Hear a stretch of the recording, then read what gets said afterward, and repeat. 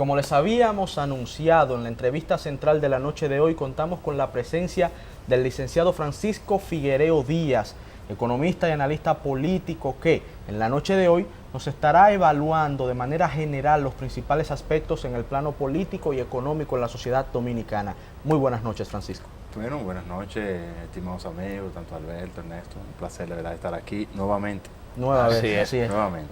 Bueno, Francisco, quisiéramos iniciar que a propósito de la fecha, ¿no?, de diciembre, y que ya inició el cronómetro para finalizar este año, iniciar el 2019. Y ya estamos en la parte más importante de la semana, porque tú sabes que ya la gente recibió su chelito. Así es, precisamente. Quisiéramos ver un balance sobre la economía en sentido general, las variables macroeconómicas, cómo se han comportado durante el trayecto del año 2018 y cuáles serían las perspectivas para el año 2019, crecimiento económico, inflación, empleos, etcétera. Mira, qué interesante. La economía este año ha estado estable. Teníamos de alguna manera un calentamiento y el gobernador del Banco Central y la Junta Monetaria han aumentado la tasa de política monetaria, que es el precio del dinero. Y es un instrumento tan clave que cuando se aumenta ese instrumento, pues influye en todos los tipos de interés en la economía. Pero a pesar de eso que afecta el coste de la gente, el coste de la vida, porque el tipo de interés te aumenta inmediatamente el precio de la vivienda. En cuanto a si tú vas a tomar un préstamo en un banco y te suben las tasas, pues evidentemente hemos visto un alza en las tasas de las hipotecas bancarias. Nosotros tenemos una cultura para el fin de año en cuanto a ferias de préstamos que se arman, donde las tasas están muy buenas, 7%. Tú sabes que una de las mayores críticas que yo le puedo tener al gobernador del Banco Central, la gestión del gobernador, es que no se han diseñado políticas públicas que favorezcan la vivienda más allá de lo que se hizo en años anteriores. Es decir, cuando se crearon aquellas condiciones para tomar préstamos donde pudieran liberar encaje los bancos, pero tú ves distorsiones, por ejemplo, que en un carro, tú vas a tomar un Mercedes-Benz y tú tienes 7.5% de interés para tomar un carro. Una tasa muy atractiva. Pero claro, pero tú vas a una casa que tiene menor riesgo, esa casa no se va a caer ahí, no la va a chocar otro carro, y esa tasa está en 11%, 9%, pero un año, y luego te sube. Entonces tú tienes esa distorsión en el mercado que existe en el mercado bancario. Yo creo que una de las cosas que hay que tomar en cuenta para favorecer a la gente, porque hay que hacer política económica que favorezca a la gente, no que favorezca a la banca solamente. Eso por ese lado, esa es una de las críticas que le tengo al gobernador, una crítica sana, porque es un asunto de políticas públicas, que es importante que desde el Congreso tengamos legisladores que estén pensando en eso, cómo favorecer a la gente realmente. El costo de la vivienda es el insumo más básico que puede tener cualquier persona en su presupuesto personal, ¿entiendes? Incluso aquí las tasas de interés para las tarjetas de crédito aún son bastante onerosas. Sí. Eso es otro tema que se debería de resolver aquí.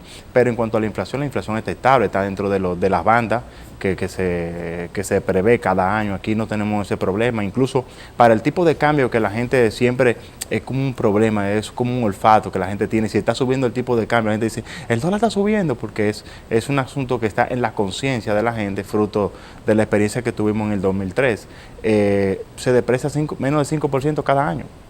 Entonces, y el gobernador lo dice, o sea, lo dice en el programa de política monetaria del Banco Central, se establece que la depreciación del tipo de cambio estará en torno a un 5%. Un comportamiento muy estable. Sí, así que nosotros lo que tenemos que seguir trabajando es creando oferta de divisas, es decir, creando condiciones para que el país tenga un aumento en las exportaciones y que pueda crear divisas, tanto en servicios como... Entonces, en torno a la inflación, ¿ves un panorama de estabilidad durante el 2018, incuestionable, así también lo ha percibido la sociedad, pero hay un elemento importantísimo que es el del crecimiento económico, que año tras año ya nos hemos acostumbrado los dominicanos a ver al gobernador del Banco Central. No es una sorpresa decir que la economía creció. Este año se proyecta que crezca por encima del 6%. Sin embargo, y acá viene la pregunta, muchos dominicanos todavía se quejan, todavía cuestionan este dato debido a que no lo sienten particularmente como un incremento en su bienestar familiar. Y nos gustaría tu análisis en ese sentido. Es que está claro de que el crecimiento contable, porque es un crecimiento contable el que hace el Banco Central,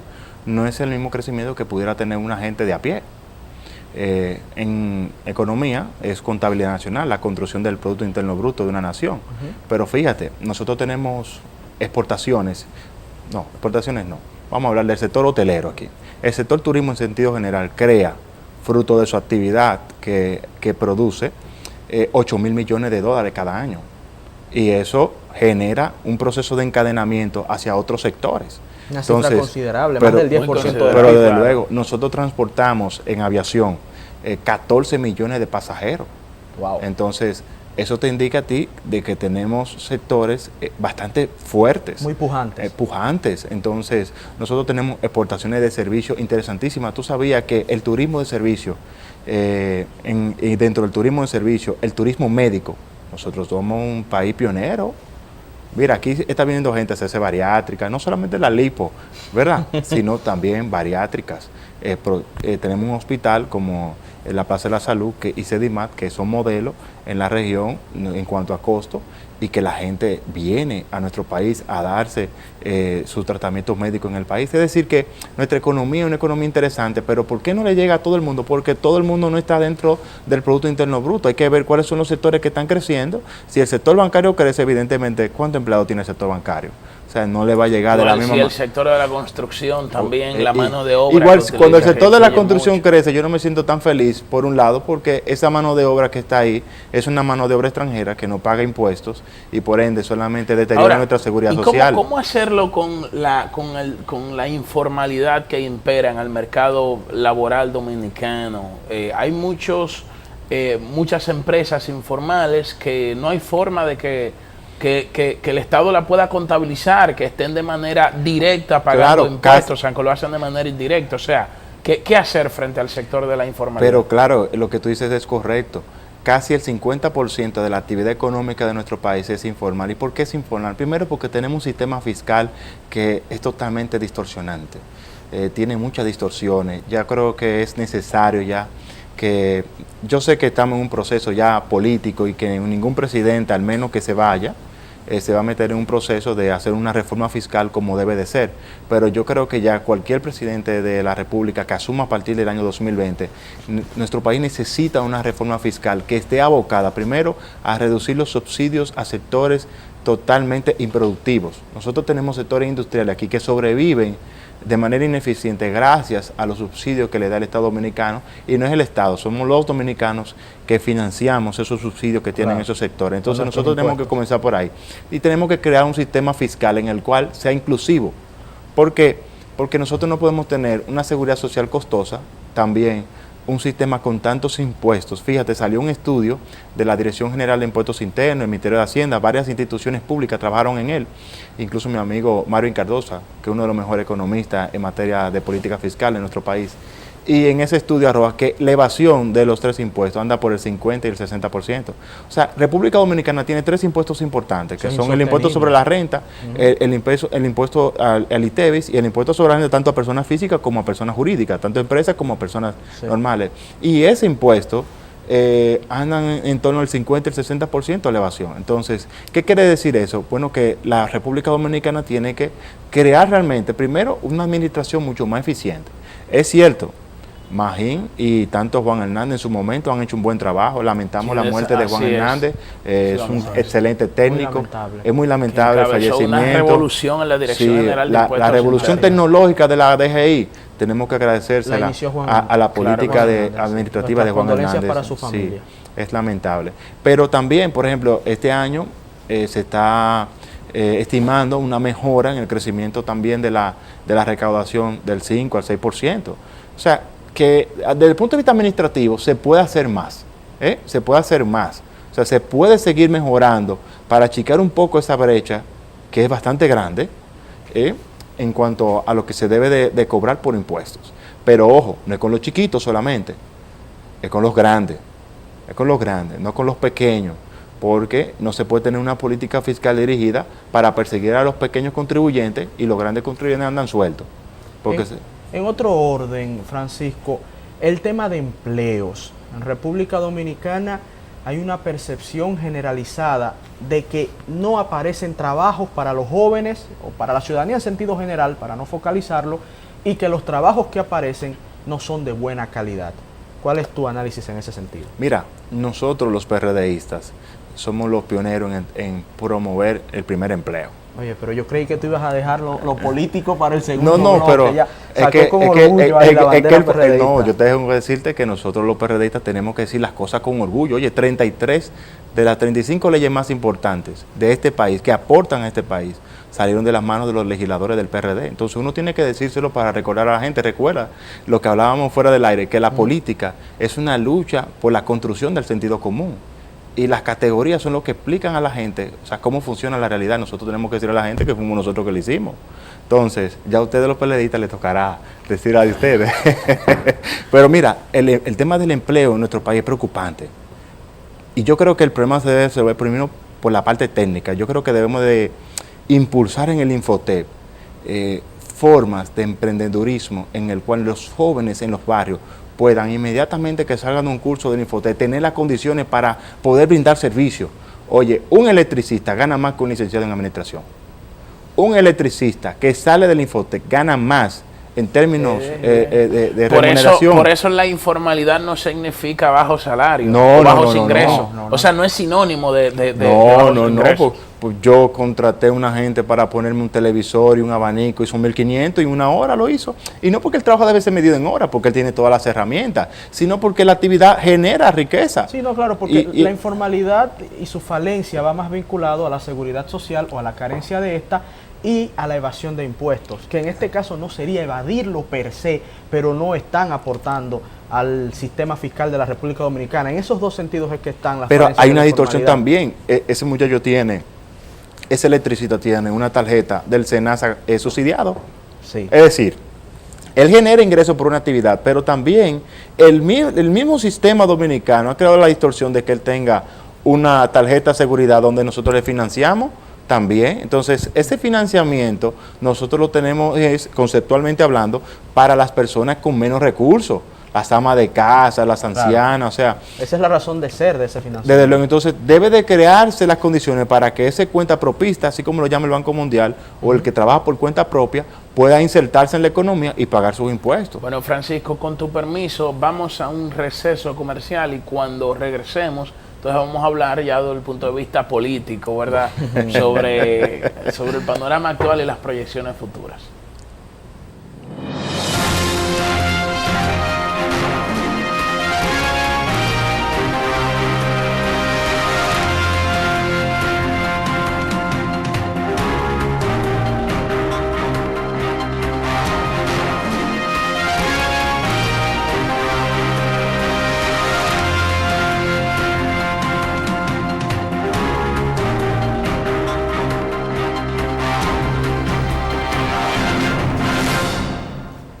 Bueno, es el momento de la pelótica, como dicen muchas veces, los deportes nacionales en la República Dominicana, la pelota, el béisbol y la política. Y Francisco, no somos ajenos, como no lo es tampoco el pueblo dominicano, que durante el año 2018 uno de los principales temas políticos, como casi siempre lo es, siempre y cuando un gobierno va acercándose hacia el final de su mandato o a un año preelectoral como es el 2019, el tema de la reelección presidencial. En el mismo día de hoy, en el periódico El Nacional, sale la noticia de que Víctor Mazállez dice que no le sorprendería que se aprobase una modificación constitucional para que el presidente Danilo Medina se pudiese reelegir. ¿Lo ves de esa manera también, de que el presidente Medina esté en reelección y lo ves como una posibilidad en el futuro inmediato? Bueno, la realidad es que hay que esperar que el presidente Medina se refiera al tema.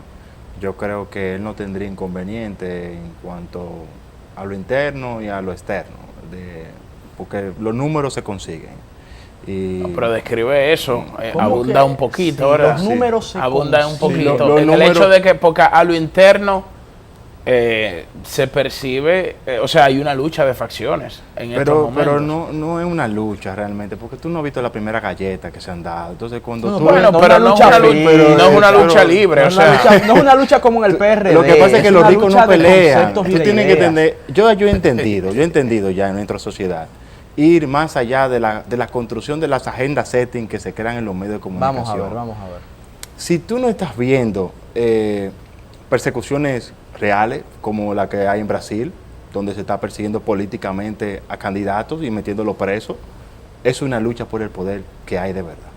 Esta es una lucha, la lucha de los PLD, es una lucha soft, es una lucha de los medios de comunicación que dicen una cosa, un asunto por Twitter, tú ves principales figuras del comité político exponiéndose a situaciones que de alguna manera degradan lo que es la política real. Okay. Yo creo que la política real es, por ejemplo, que si Leonel hace una demostración de fuerza, como la hizo en Santiago, le diga a la gente por qué él quiere ser presidente nuevamente, porque ya él tiene 3 periodos, y él debe de decir a la gente enamorar y convencer. Pero no hay ninguna lucha en el PLD. Si nosotros hemos aprendido algo, los PRDistas, es que los ricos primero no pelean, y lo segundo es que cuando llega el momento y se decide que un candidato, todo el mundo se alinea, porque hay disciplina, y donde hay un partido político que hay disciplina, si mañana el candidato es Leonel, pues el PLD se va a aglutinar en torno a Leonel. Si mañana es Danilo, se va a entornar a Danilo. El análisis. Ahora, no si habría hay problemas números en el PLD, acorde a tu visión, para que podamos seguir. Pero el PLD, imaginémonos que pero ya la elección está aprobada, porque si no hay problema dentro. Por la visión de Francisco. Y tampoco no hay problema afuera. Pero si no hay problemas en el PLD. Porque si no hay problema, entonces... Vamos a hablar de problemas reales. El PLD, aunque esté ¿Cuánto tiene la oposición? Francisco, aunque esté unificado, el PLD no tiene los votos suficientes. Entonces, claro. ¿cómo se conseguiría? Bueno, tiene que pactar. Porque tú no compras, tú no vas a comprar una piña. Tú no vas a un mercado persa. No, tú no vas a comprar una piña tú solo si tú no tienes el dinero. Si tú tienes el dinero, tú vas a comprar la piña. Ahora, si tú no tienes el dinero, tú tienes que pactar. Por ejemplo, en España hoy se está discutiendo cómo se van a aprobar los presupuestos. ¿Por qué? Porque no tienen los números para aprobarlo. Si el presidente Danilo Medina quiere un proceso de reelección, tiene que concertar con las otras fuerzas políticas, entre las cuales el PRD está ahí. Y el PRD... y el PRM. Bueno, algunos diputados del PRM serán necesarios. En donde los dos principales líderes, inclusive el expresidente Hipólito Mejía, dijo en el día de ayer que la reelección para él es un tema cerrado. Pero es que ya aquí no hay discusiones ideológicas con respecto a la reelección. Mire, es que en nuestro país eso no es un tema ideológico. La gente tiene 20 años, 30 años, 40 años viendo eso de manera normal. Y entonces, donde se ve algo con normalidad, además, dime tú, donde tú tienes diputados que son banqueros de número, ¿tú crees que realmente le va a importar levantar su mano para aprobar la reelección? No, porque para ellos no tienen mucha ciencia. Entonces, ¿qué variables, ahora, según tu análisis, en la sociedad? ¿cuáles son las en la sociedad. Ahora sí, hay que salir a convencer a la sociedad, porque todas las encuestas que han salido se han pronunciado que no están de acuerdo con que se cambie la Constitución. ¿Entiendes? Que entrar en un proceso de reformar la Constitución solo por reformar un artículo no está bien. Y en un escenario... Deberíamos aprovechar eso para resolver otras cosas, otros vacíos que tenemos ahí en la Constitución, que desde el punto de vista del interés de políticas públicas se debe de abordar. En un escenario excluyendo al presidente Danilo Medina dentro del Partido de la Liberación Dominicana, ¿tú ves la posibilidad de que pueda surgir un delfín dentro de la misma una corriente figura del dentro presidente de Medina? Bueno, yo me imagino que tú lo ubicas en un bloque, sería del bloque dentro del grupo de Danilo. Sí, claro. Dentro del grupo de Danilo no han prendido ninguno de los ensayos. Bueno, pero no han prendido bajo estas condiciones pero actuales. ni siquiera tú ves ninguno porque... que apuntarle un poquito.